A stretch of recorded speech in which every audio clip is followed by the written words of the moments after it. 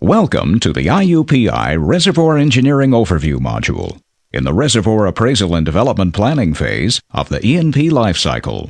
There are no prerequisites for this module. Upon completion of this module, you should be able to explain how to establish a viable project, identify when establishing viability is required in the life of a field, and on what sound principles a reservoir evaluation is based. Describe parameters used in estimating hydrocarbon reserves, and identify how they are used. Identify variables specifically associated with production rate forecasting, and how they are used in the basic radial flow equation. List various sources of data, and what information can be obtained from them, and how it can be used to determine field development viability. The role of the reservoir engineer is to evaluate available well and reservoir data, and make the best predictions possible to help determine the recovery potential and commerciality of a field. The reservoir engineer may be called upon to join the technical team at various points in the life of a field. This individual can become involved before the first well is even drilled, during the exploration phase, to help evaluate the prospect. Or, the reservoir engineer can become involved after the field has been discovered and delineated, to determine the reserves in the field and plan its development. The reservoir engineer can also work on mature fields to maximize recovery from the field, looking for infill drilling or recompletion opportunities. Let's focus on the role of the reservoir engineer in a new field venture. Data obtained from wells during the exploration phase are analyzed in order to answer some key questions about the commerciality of the field. Not only does the reservoir engineer determine if the field should be developed, but this individual will provide input into how to best develop the field if the go-ahead is given from the oil company's management. For the most part, the decision to develop a field and how it is developed is based on sound, well-established engineering and economic principles. The reservoir engineer must analyze cash flow projections that are not only based on hydrocarbon recovery estimations for the field over time, but the price that the hydrocarbon will sell for in the market. The cash flow analysis must also take into account the upfront field development investment and the cost to operate the field. As you can see, there are many variables that must be considered, and while every attempt is made to quantify the analysis, reservoir engineering is a combination of art and science. There are several types of oil and gas reservoirs. These reservoirs are characterized based on geology, the type of hydrocarbon produced, and drive mechanism. The geology of the reservoir refers to the lithology of the formation and the manner in which the hydrocarbon is trapped in it. The majority of reservoirs consist of either sandstone or carbonate lithologies. A reservoir can produce gas, oil, or both. Water is also likely to be produced. A gas reservoir is one in which the predominant product is gas. This gas is called non-associated gas. An oil reservoir produces primarily oil. The gas that is produced from an oil reservoir is termed associated gas because it is associated with oil. As part of creating an overall development plan for a field, recoverable oil and/or gas reserves must be estimated in each reservoir. The data that are used in the estimation of reserves by using the volumetric method are the following: porosity, water saturation, net pay, area, pressure BGI, BOI, recovery factor. In this section, we will describe each parameter and provide information on how it is used to estimate reserves.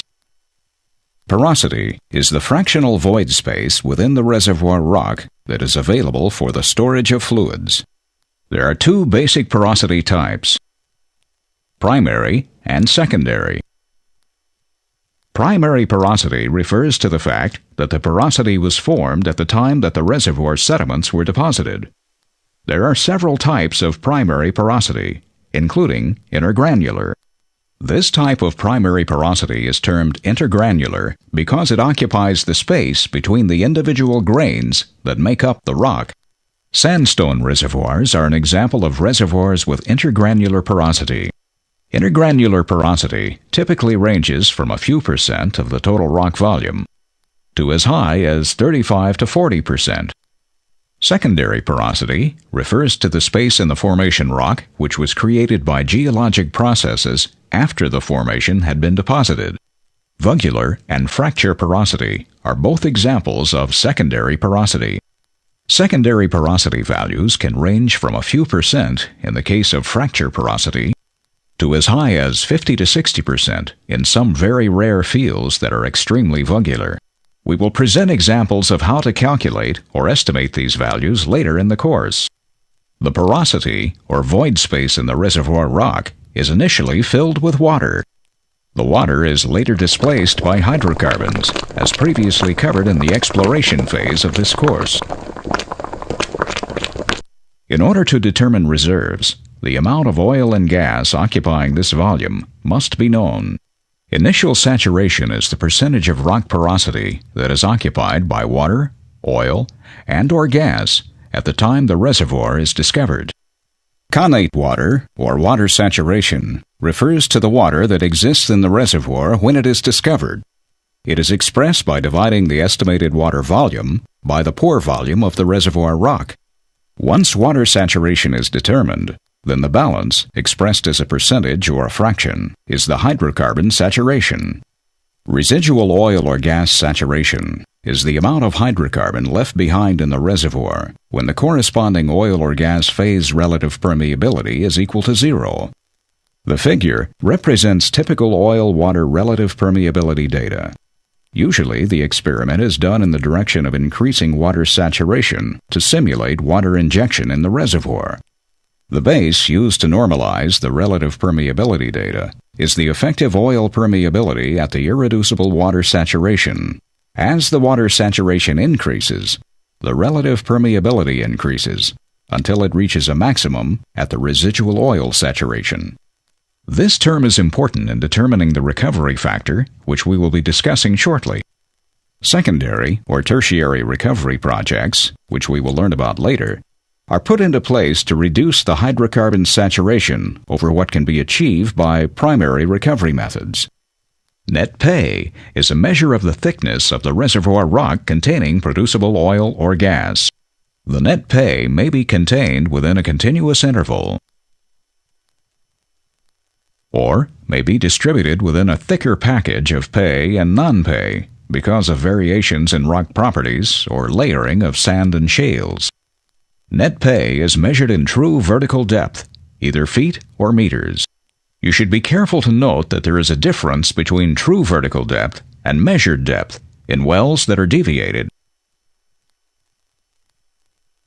In order to determine the reserves in a field, the areal extent of the hydrocarbon accumulation must be known. The areal extent of a new discovery is usually determined by a combination of seismic data, well testing, and delineation drilling. The knowledge of the structure and the water-oil or water-gas contact will define the area of the reservoir.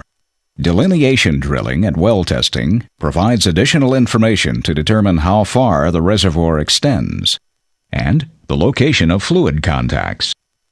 To minimize the cost of drilling delineation wells, the location of the wells should be carefully planned to obtain the most information with the fewest number of wells. Often a delineation well will be drilled and then sidetracked to gain additional information and minimize cost. The initial pressure in the reservoir is needed to determine the hydrocarbon in place. The pressure can also be used to determine if the reservoir is normally pressured, underpressured,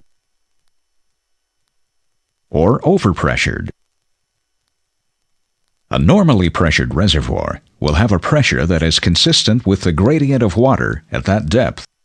The initial pressure is also used to calculate the formation volume factor, or FVF, for each phase in the reservoir. The formation volume factor is used to adjust for fluid volume differences between the reservoir and the surface due to pressure and temperature. Because hydrocarbon volume is measured at standard conditions, the volume of oil or gas is different in the reservoir than at the surface. We've just learned a number of very important physical parameters that are used to characterize a reservoir. Let's see how these parameters are used to calculate the original hydrocarbon in place. Here, we see the equation for the original oil in place, or N. This is a similar equation for the original gas in place, or G. For each of these equations, you can see how the parameters that we've just covered are used to calculate the original hydrocarbon in place. The original hydrocarbon in place is exactly that, in place. But what can we expect to recover from the total hydrocarbon that has been calculated using the previous equations? The answer is by applying a recovery factor to the total in-place volume calculated. In other words, we don't expect to produce all of the hydrocarbon that is in the reservoir, but a percentage of it. This percentage is called the recovery factor. The recovery factor is a very subjective number and varies from reservoir to reservoir.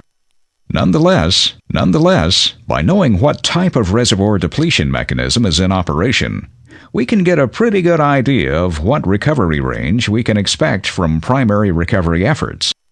There are 5 basic reservoir primary drive mechanisms for oil reservoirs: solution gas drive, gas cap drive, water drive, combination drive, and gravity drainage drive. And 2 for gas reservoirs: volumetric reservoir, or gas expansion drive, and water drive. Volumetric gas or oil reservoirs are driven by pressure depletion in the reservoir, which originates from the expansion of fluids in place. Production from volumetric gas reservoirs is said to be highly efficient due to the high recovery factors that result, often as high as 90%. Volumetric oil reservoir recovery factors can vary widely, depending upon reservoir fluid properties. Solution gas drive oil reservoirs are driven by the gas that comes out of solution as the pressure drops. Gas cap drive oil reservoirs produce by gas cap expansion. The expanding gas cap helps maintain pressure as the oil is produced. Recovery from gas cap drive oil reservoirs is often enhanced through gas reinjection programs. The drive mechanism for oil recovery in water drive reservoirs is from the pressure support provided by the aquifer. In addition to pressure support, oil recovery in a water drive reservoir can be enhanced by the sweeping effect that the water has on the oil when it moves from the aquifer through the producing reservoir. The recovery factor is the fraction of the original hydrocarbon in place that is recoverable from the reservoir. In gas reservoirs, the recovery factor is primarily a function of pressure depletion from the initial pressure at discovery to the pressure at abandonment. Abandonment pressure is usually based on economic considerations. In other words, when it becomes too expensive to produce the gas. Recovery factors for gas reservoirs can be as high as 90% of the original gas in place in pressure depletion gas reservoirs. Recovery factors in oil reservoirs vary based on the rock type, depletion mechanism, and the properties of the reservoir fluids. Values can range between 10% in some primary depletion reservoirs to over 30%. It is important to point out that these recovery factors are based on primary recovery.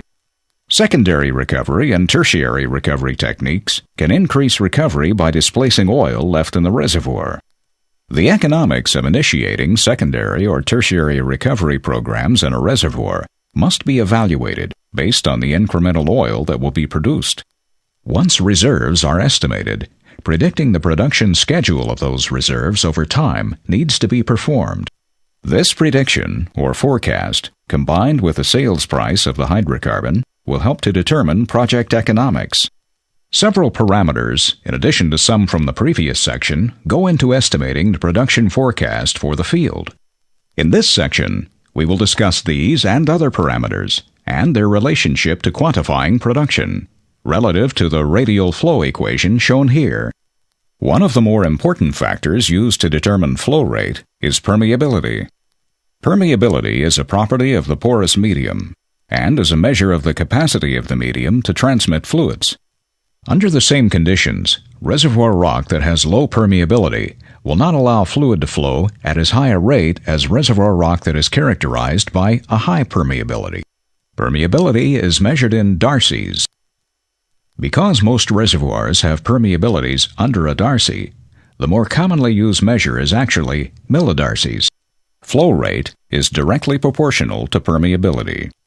It is a property of the reservoir rock and is a function of such things as tortuosity, pore size and distribution, pore throat geometry, and the fluids present. Relative permeability is a parameter used to characterize the ability of a fluid to flow in the presence of other fluids. The presence of water in the formation can actually reduce the ability of hydrocarbon to flow in the rock. Relative permeability is defined as the ratio of the effective permeability to a fluid at a given saturation to a base permeability. The base permeability is commonly taken as the effective permeability to the fluid at 100% saturation. Laboratory tests are conducted on cores to determine relative permeability ratios, which are then applied to the permeability in calculations which are used to predict flow. Viscosity is another parameter that determines the flow potential for a well. Viscosity is a property of all fluids and is the resistance to flow exerted by a fluid.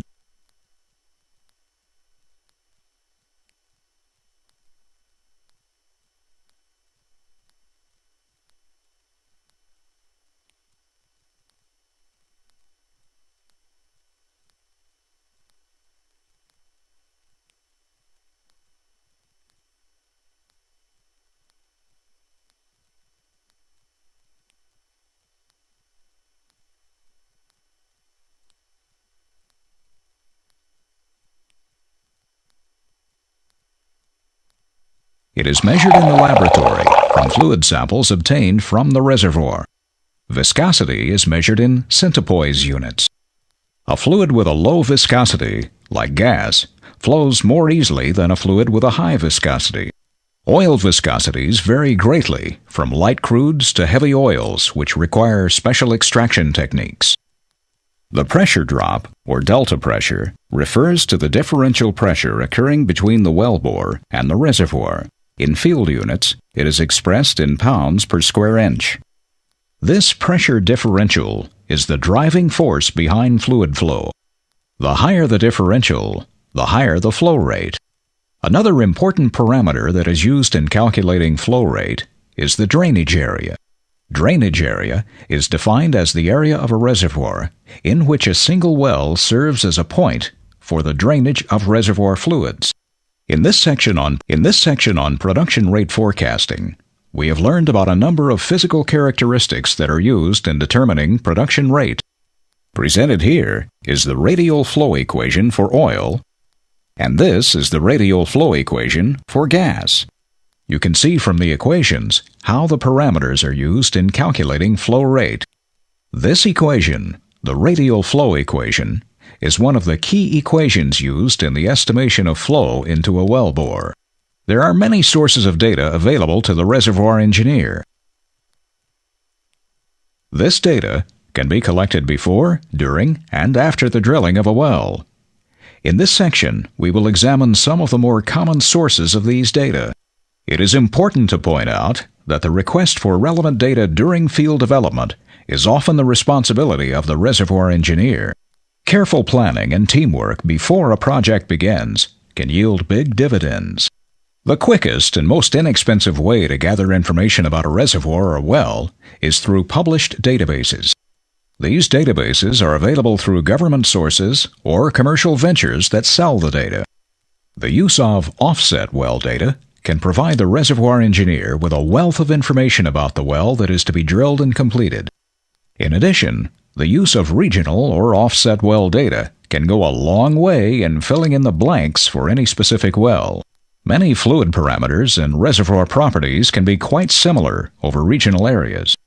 Mud logs are generated during the drilling process. Mud loggers collect samples of rock cuttings that are circulated to the surface by the drilling mud.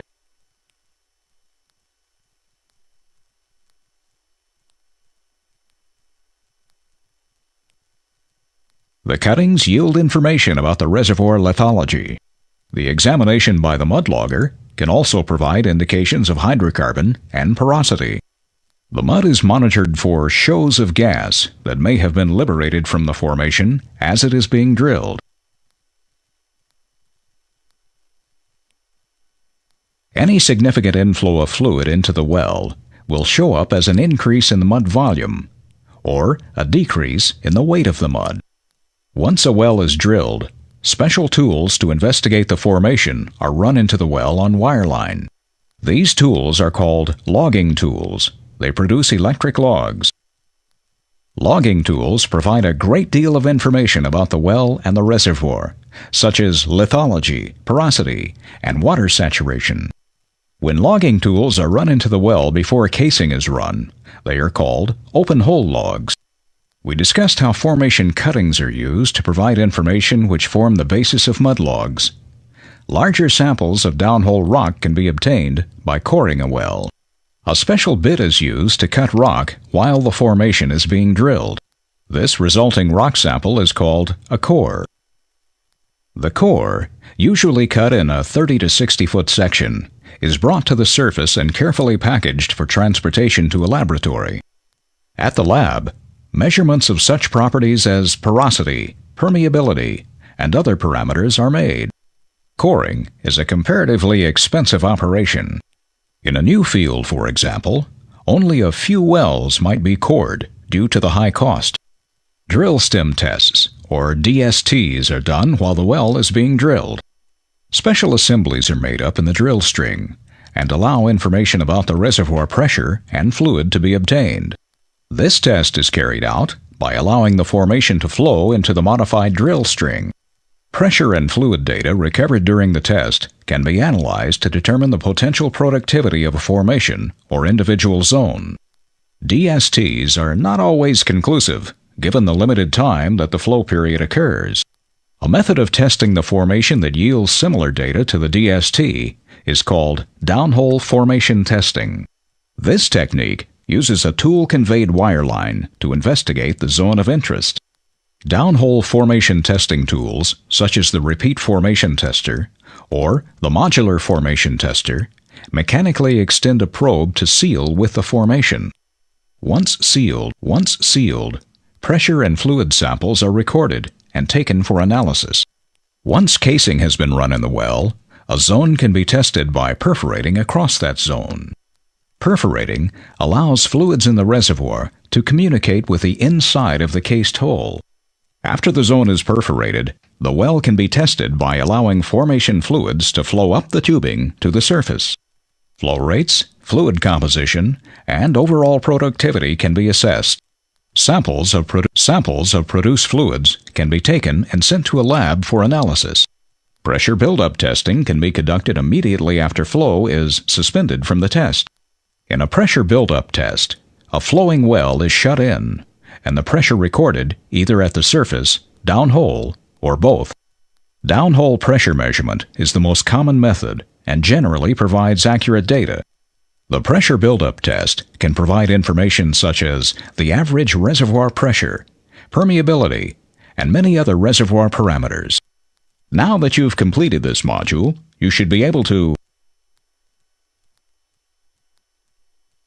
explain how to establish a viable project, identify when establishing viability is required in the life of a field, and on what sound principles a reservoir evaluation is based. Describe parameters used in estimating hydrocarbon reserves, and identify how they are used. Identify variables specifically associated with production rate forecasting, and how they are used in the basic radial flow equation. List various sources of data, and what information can be obtained from them, and how it can be used to determine field development viability. First, we reviewed the basics of reservoir engineering, including the role of the reservoir engineer and the types of reservoirs. Then we considered the parameters that must be examined to determine recoverable hydrocarbons in reservoirs. These parameters include porosity, water saturation, net pay, area, pressure, depletion mechanism, and the recovery factor.